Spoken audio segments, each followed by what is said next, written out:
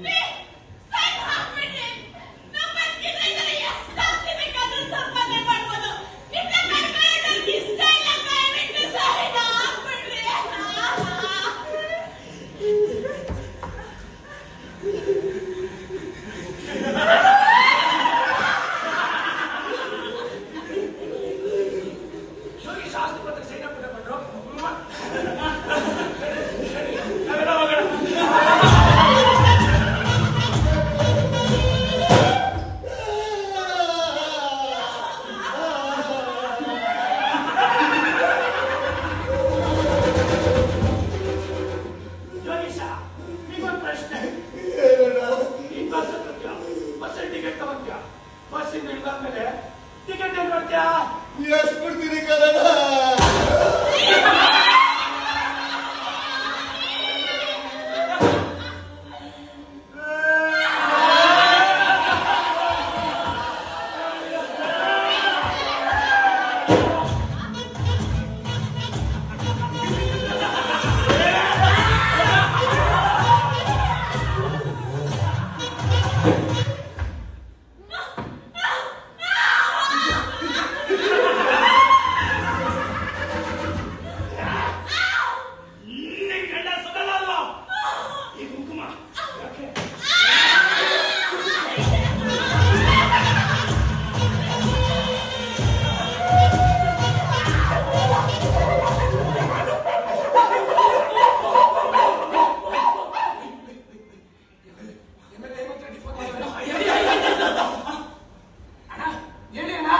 ನನಗೊಂದು ಕೆಲಸ ಮಾಡ್ಕೊಡ್ಬೇಕಂಡ್ರು.